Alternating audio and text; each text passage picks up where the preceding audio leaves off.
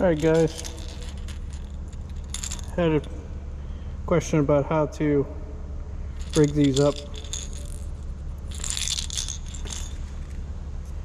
Take your hook, snelled hook of course. I'm just going to show you the basic one right now. Put the line down through the eyelets the same direction, down through.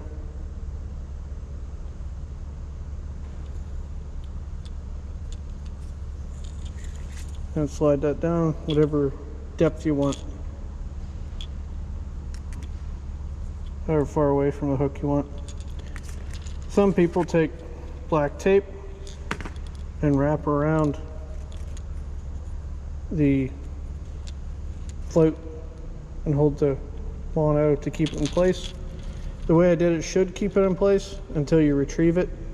If it gets hung up, it might slide it down to the hook like that. You can wrap electrical tape around it, or some people put a small zip tie through the eyelet or around. That's one way of doing it. A rig up, that's a regular Santee rig. And you come over here, tie on your swivel, okay? And then you would put a sinker on your main line right here, this yellow line. Put your sinker slide on.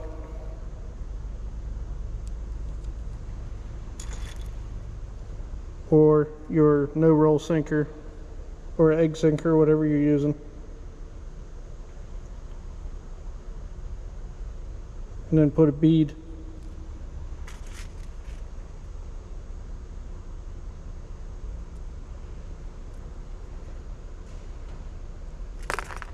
And then put your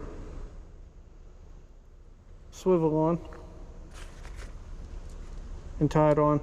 That way the bead protects your knot from your sinker slide smashing down on it, or your sinker. I use them sometimes, I use sinkers sometimes. Most of the time I just run this clasp on the swivel and have a no-roll bank sinker on it, or a drift sinker if I'm pulling boards. Now the next thing we're going to do is what a lot of people, some people do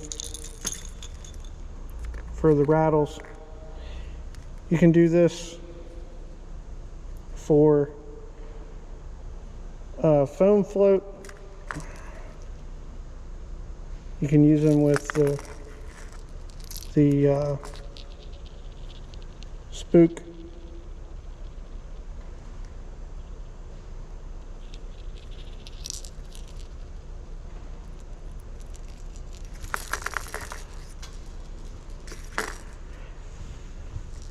You can put on as many as you want.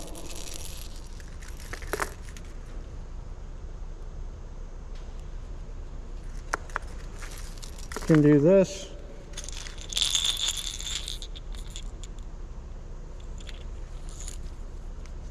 This is what some guys do, I've seen. Get more sound, more current.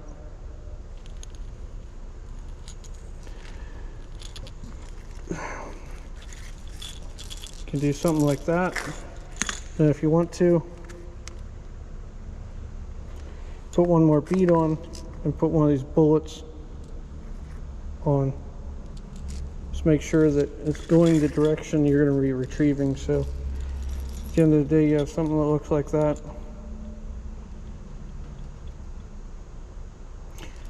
Some people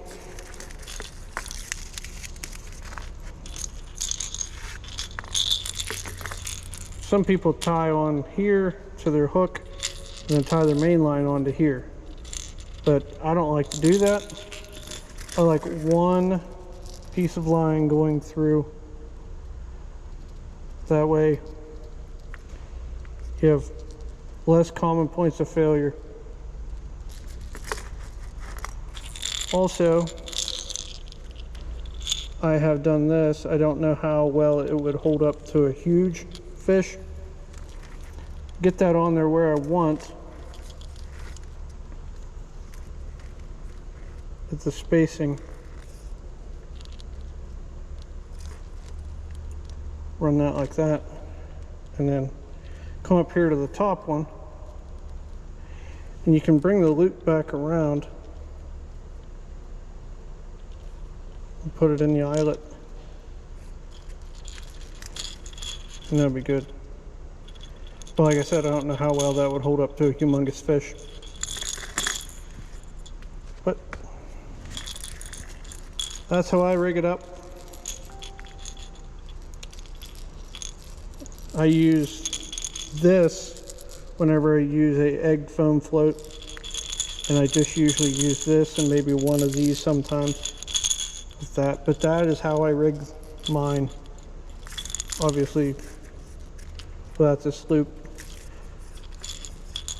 If you make sure you put it down through the eyelets, all going down in the same direction, the line through, you know, don't come down and go back up through the other one. It should stay.